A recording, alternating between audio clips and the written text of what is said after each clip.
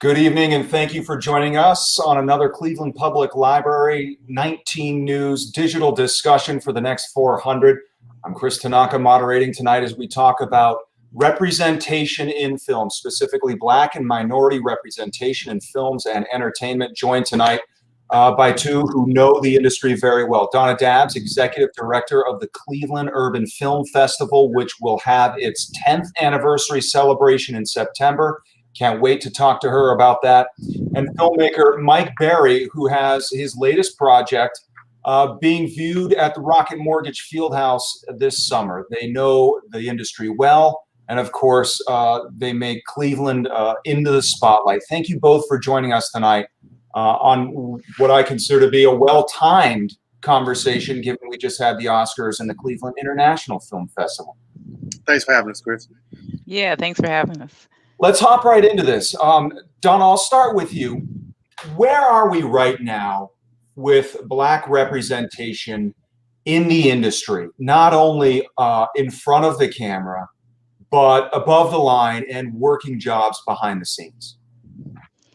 Well, I really feel like we're in the same place we were years ago, but there's much more push and focus and opportunity to change that right now. You know, when you look back at,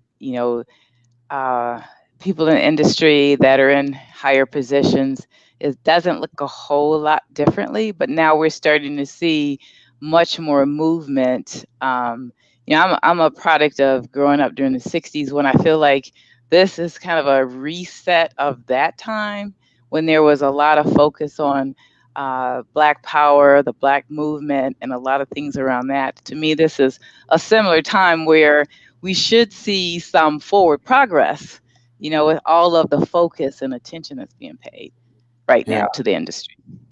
And Mike, you're a filmmaker, you do it all, and you're in it for the love of it, and you've had great success. What do you see when you're not only creating your own projects, but as you've been contracted to work with other projects? Well, I think especially as we talk about being above the line, and real quick for people who don't understand what Chris is saying, we're talking about budget, actors, skill set. And, the way it is right now, we don't get a lot of time above the line.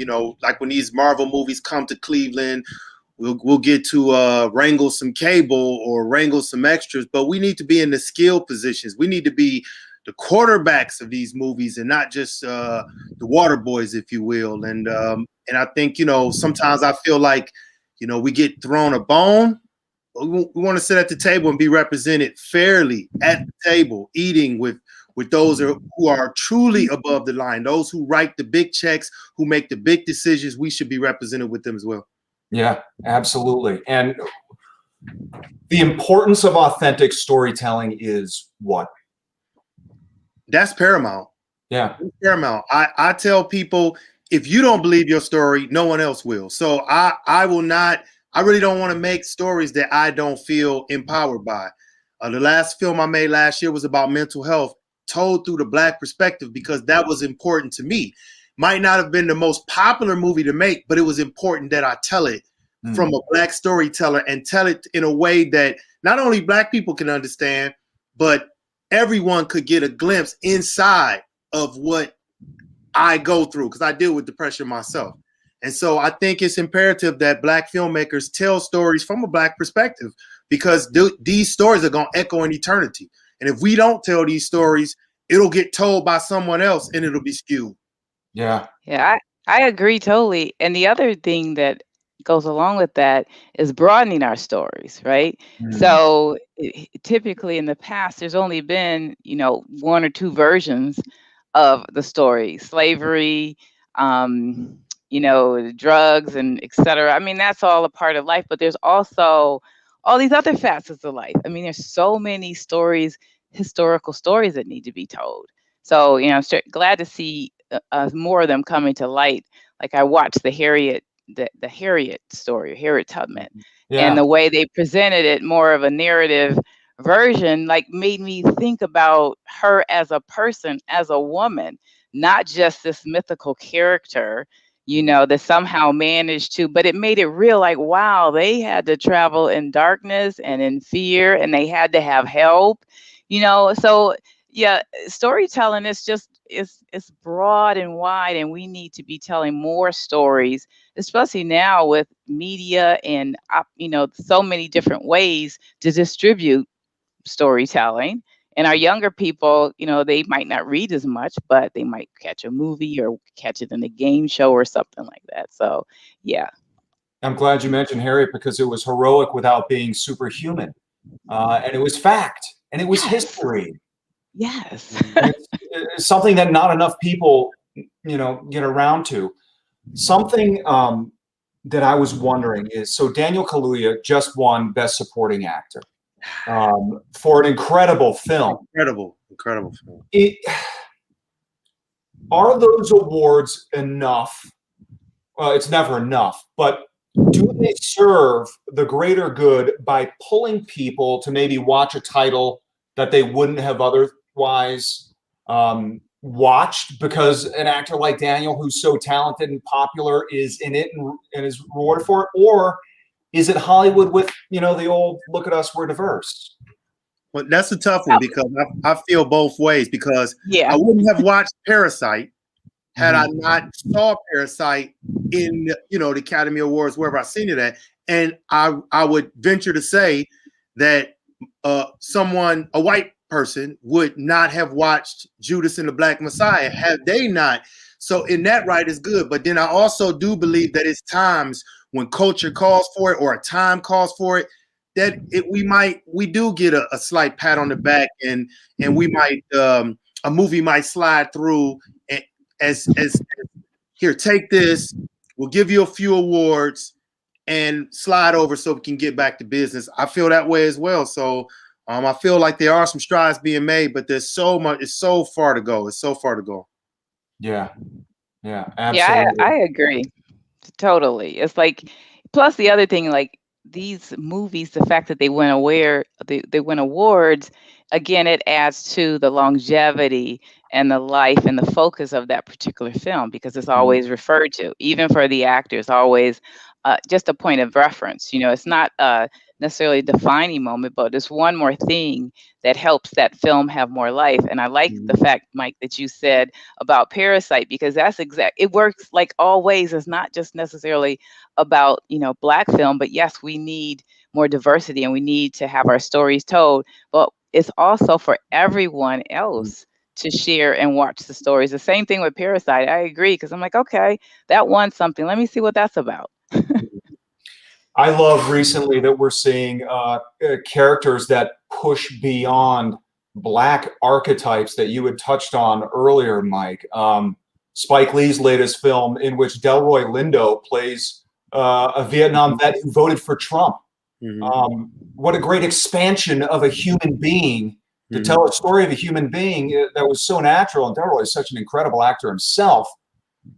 Is there more of that that's needed, that to kind of push away from these archetypes that are created about these roles that we have seen for Black actors and actresses in movies? Well, yeah, I think that you have to tell different stories.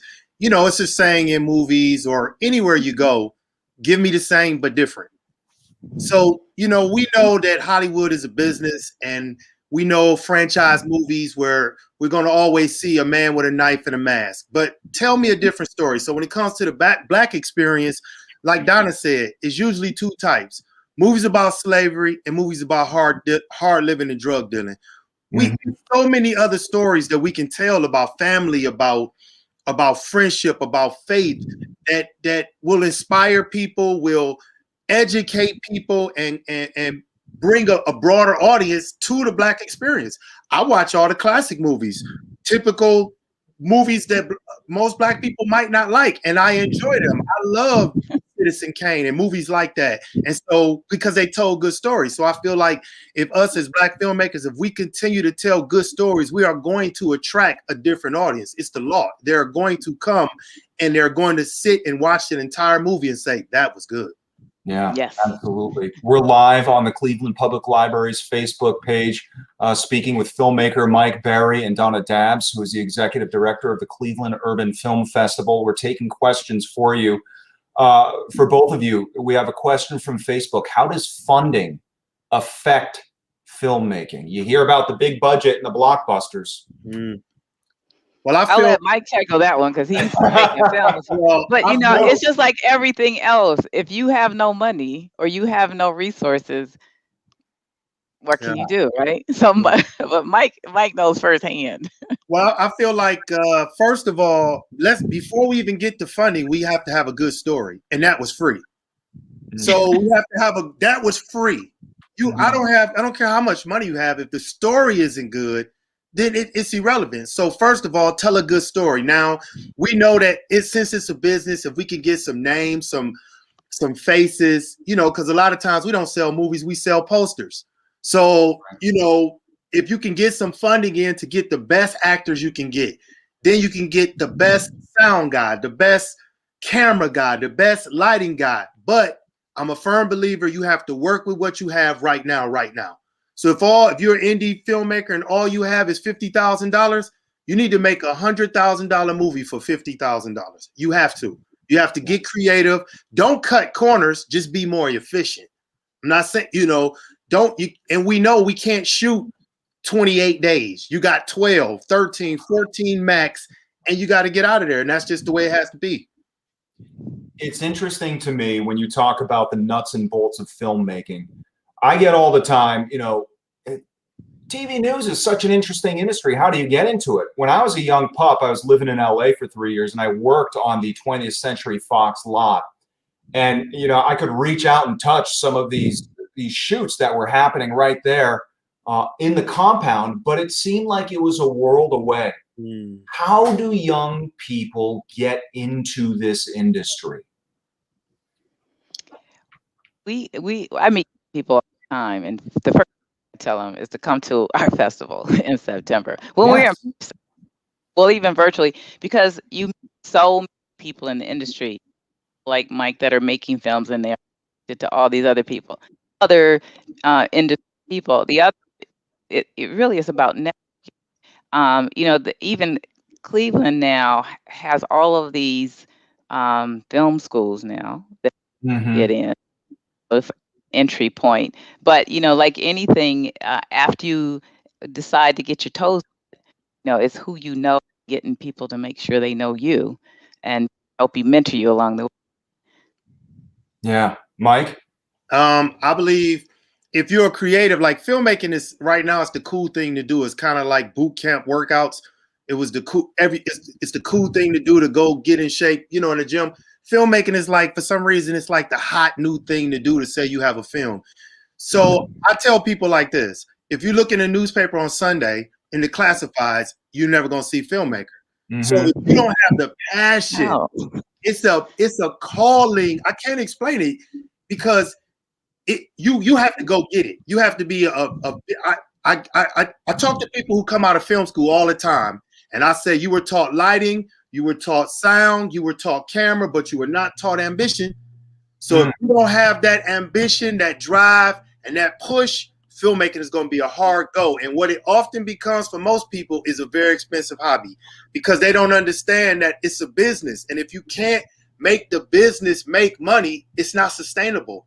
So when you get in this game, know what you're getting into and understand the business part of it. We can all go get a camera for dirt cheap now and shoot this content, but what are you going to do with the content to make money so you can keep going and make it sustainable? I like the fact that Mike said it's not an ad in the paper. I never thought about it. Like, right? So how would you know to be one? It calls you. It calls you. Yeah. Well, and then that goes to the networking that you were talking about that happens at events like the Urban Film Festival, where you can get a degree of mentorship and talk under the wing of someone who is so passionate to share what they love, as clearly you two are. Mike, you mentioned the term content. This right here, TikTok, Snapchat, whatever it may be, the content creation that is happening by the millions day in, day out on these platforms in short form. Does it hurt storytelling? Does it help storytelling? Or is it a totally different beast? It hurts storytelling. Does it? Because a lot of people are under the assumption that because you hit record on anything, you're a director. I can go on IG and flow through people's pages, and under their name, it'll say director. Okay, I'll let you get away with that term, but that's not the same as making a movie. That's not the same. Hitting record and, swinging your phone around and uploading it and a couple of angles, that doesn't make you a filmmaker. That just makes you a content creator. Yeah. And I think it waters the market down, because anybody can put anything up on a site like Amazon Prime. And so I think they've stopped that now, but you literally put anything, and so it waters it down. And now you can get a 6K, a 8K camera for $2,000, and you can just push out all this content without understanding the theory that goes behind the emotional theory, the practical application that goes into making a movie. It's the reason why you feel a certain way when you watch The Godfather, and it wasn't just because they hit the record button. Yeah. How do you feel about that, Donna? I totally agree, but I think filmmaking is one of the hardest occupations to me in the world. So, I'm not a filmmaker. I just know how to get stuff done, and I saw a gap, which is why we started the festival. But then I've been to a class or two, and we have a few members on our board too that are in filmmaking or at the filmmaking schools. And I'm sitting there like, oh my God, they have to do all of that and know all of that. And this is just the pitching of the story. It's like the lighting, the mood, after you get the story, now there's still so much work to do, and you got to raise money to do it. So yes, I agree. I enjoy an evening of TikTok because it's entertainment, it's quick snippets of content, but it's nothing like a well thought out, well directed, well shot, well acted, well costume designed, well music scored. Am I missing an aspect? I mean, it's just like, oh, I don't know how you do it. So to me now, looking on the other side of movies and, kind of on the critical side to put them in, decide or not to decide. And then on the just side where I enjoy it, you put those two things together, and it's just a phenomenal career for people to participate in. And it does require some talent. Absolutely. Absolutely. What is the state of young Black actors coming up right now, not only locally, but what you see in Hollywood as it relates to not only opportunity, but passion, or how many people are moving into this space? Well, I think right now there's an explosion, and it's probably contributed to by a lot of content and a lot of what people see. And since there's not that ad in the paper, right, this probably lends itself to people that want to be on stage and screen a little bit more. So there's so many, I can't keep up. It's sort of like musicians, like there's so many more now. Back in the day, you knew who everybody was and every song that they made and could sing along. Now it's like, oh, I love the song, but I don't even know the artist. So I think the whole opening up of social media and our technology has allowed more people to enter in that space. I think as well as filmmakers, as Mike said, good, bad, or indifferent, trained or not trained, there's more players or more people wanting to get at the table or knowing they need to get at the table. Yeah, and that's a good thing. Yeah, I agree, because a lot of people are getting discovered on IG. They're getting discovered on YouTube. They're getting discovered on Facebook. Whereas before this technology, I had to physically go to California or New York or wherever the places were to be seen. Now you can see me by accident. You can literally scroll through and see me by accident. Next thing you know, I'm shooting a movie somewhere in Atlanta, or so that's the upside. That's actually a good thing. So yeah. How important, once you have that discovery point, is it if you are in front of the screen, if you want to become an actor, if you're young, if you're aspirational, to receive, I don't know if it's a formal education in acting, or how do you learn the ropes? Is it packing a bag and moving to LA now? Well, I think packing a bag and moving to LA is like the story, I slept in my car. Like, people believe you have to do that to make it happen. But if you're gonna go to LA, you gotta have a well thought out plan, or you're gonna be coming back in 30 days, 60 days, 90 days. And kudos for going out there. But if you're gonna go out there, you gotta commit.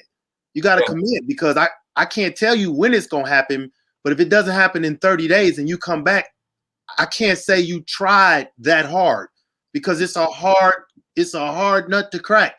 You know, it's you can throw a pebble and hit 100,000 actors in LA. You know how it goes. But it's cream is gonna always rise. So it's gonna always rise, no matter where you at. So it's certain people on site. I know if you don't quit, it's a matter of time before it happens for you. We got a guy here, Robert Hunter. He is by far and away the best actor I've ever worked with. And if he doesn't quit, it's going to happen, period. It's going to happen for him, because he's Amani Kyrie. These are people, it's going to happen. You just can't quit. But we put a timer on it. I'm gonna give it 6 months. You can't give it any time. You got to go until you can't go anymore. Or was that really your dream for real if you gave it 6 months? Probably not. Yeah, I would just add to that preparation. You know, we've had a few workshops with casting directors, and you know, they're the first to tell you, like Mike says, if you want to go, you need to be prepared to go. That means take a class. That means get good headshots.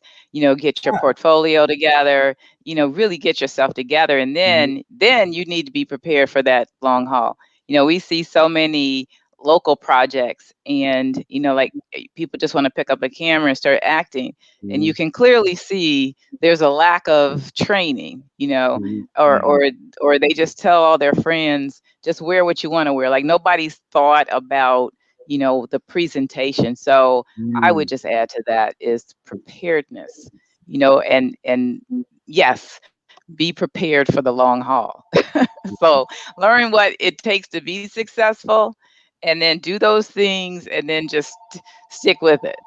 And that's the ambition part, right? You know, when I went to Tri-C and took classes, it didn't take me long to understand, oh, this is an ambitious thing. If you don't like it, this is the technical things. I tell people in filmmaking, there's 10,000 things to know or more before you can call yourself an expert. Once you learn 200, you have to put those to the test and see if they work.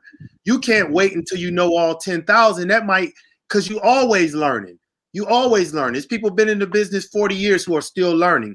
I've made 9 films every week. Somebody tells me something and I say, I didn't know that. I didn't know that. So I'm always learning. But the things that I do know, you have to be ambitious enough to test them out in real world application. I'm finna make a film and ask people to pay me to see it. Yeah. Well, speaking of film, your latest project, Legit Paper, June 27th screening at Rocket Mortgage Fieldhouse, correct? Yes. I have the chills talking about it. Yeah, the producer is Ray Jr., a local rap legend out of Cleveland. Ray Jr. This guy, he's a visionary. Who shows a movie at Rocket Mortgage Fieldhouse. I mean, so it's gonna be epic. It's some secrets I can't release, but it's probably gonna be one of the biggest events in the last 5 years. It's gonna be epic. It's gonna be epic. It's young and millennial, so just know that. But it's gonna be epic. Well, that's where the disposable income is. Yeah, right. Yeah.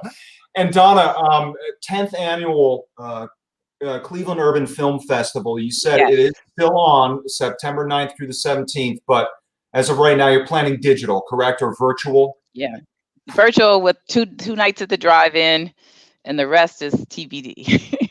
Yeah.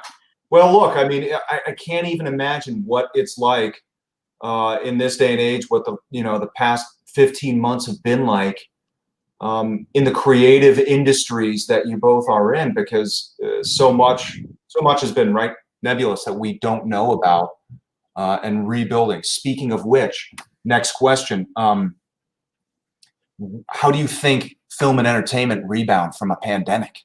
That's a bizarre question we would have never thought about a year ago. Well, I think the whole landscape has been changed in the way movies will be delivered to us. I mean, HBO you can tell they're making a huge push on HBO Max and Amazon. I still don't think that they'll be able to totally get rid of that movie experience. But Right. if they'll make movies slightly cheaper, and they'll find a way to charge you at home, and they're gonna make a lot of money. I mean, because I rented these. I just saw Nobody. I paid $19 to watch Nobody at home. Wow. And so, yeah, I mean, the whole landscape of it showed what could be done through digital streaming, and it's certain people who are really trying to be at the forefront. I really see HBO making a huge push, and we know Amazon has the money and the resources to do whatever they want to do. When they went and got Eddie Murphy's new movie, Coming to America, and it did big numbers. And so, yeah, I mean, digital landscape is where it's at. So let me ask then, do you think that will increase opportunity? Because in this, world we live in, where you're constantly feeding people content instead of a big movie showing and occupying a screen for 3 months, is it an opportunity waiting to be had for young filmmakers and actors out there, Donna? I think certainly, it's just like back in the day when they put a teller machine somewhere and they said all tellers are going to be not existent.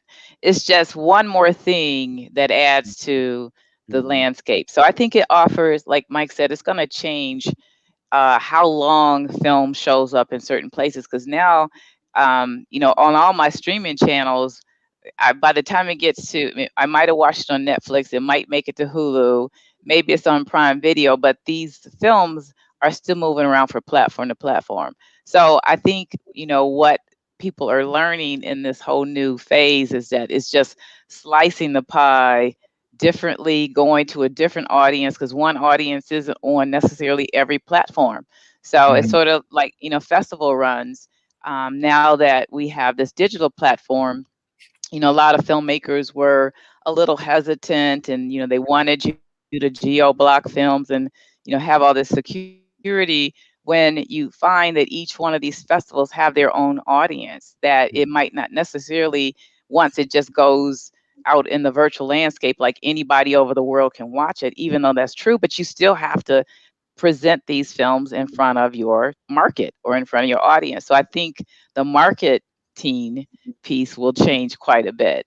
So like Mike said, it might not run 30 days, and it might run 3 days or 3 weeks, and then you'll see it somewhere else. So it just opens opportunity for, I guess, the economic part of it to thrive longer and wider. Yeah, absolutely. It's an incredible industry that's changing at the speed of light right now. In past discussions we've had with various guests on various topics here, I always like to ask about, one concrete thing that people who are watching can do to either advance their own interests or help advance the interests of someone else. In February, we talked about vaccinations against COVID and getting into Black and other minority communities and how people can be partners. We spoke with Dr. Charles Maudlin and Reverend Dr. R.A. Vernon on this. And those two guys were incredible about just the steps people can take to actually move others or move themselves towards the process, the discovery process of getting a vaccine against COVID. This topic is so much more fluid and so much more organic because we're talking about entire industry and dreams that people may have that they're trying to catch. If I ask you, in each of your facets of the industry, Mike, from a filmmaking aspect and perspective, and Donna from a more structured and industrial aspect, what is one thing, if you had a protege out there who's watching this right now, what's one thing they can do, concrete steps they can take to better themselves and take one more step closer to reaching that dream? I'm gonna say education. You educate yourself. Know the industry that you're working in. Because you have a camera and you know how to hit record, that isn't enough. You have to understand the industry, because when your big break comes or when it's presented to you, you have to understand the entire industry, not just me as a director. Okay, I have this thing now. I made this. Now what do I do with it? Because if I don't educate myself in what to do with this is just a hobby. It's just a hobby, and it's unsustainable because I'm not a rich guy. And so education is going to always be key. So I would just say educate yourself on all facets of the industry, not just learning how to be a director, but what do I do once I have a tangible product? Absolutely. Donna? Yeah, I could ditto that, but I'm going to say make a decision and take some action. So those two things, because nothing happens until we make a decision, right? Yeah. And then nothing after that until we do something with that decision. So, my selfish decision would be to have people to follow us, follow the film festival, show up and network and meet some people if that decision is around being in this industry. Certainly. Yeah. And, the industry itself is about storytelling. It's about sharing events, sharing personalities, sharing experiences. And I can, say from personal experiencing, networking it's not as daunting and intimidating as you may think it is when you're walking up to successful people, especially in the arts. People are always willing to share their passions. It exudes from both of you as we're having this conversation. And I'm so thankful for each of you for joining us. So, to reiterate, Donna, Executive Director of the Cleveland Urban Film Festival. It is running in September. 9th is when it starts. Right now, it's going to be virtual.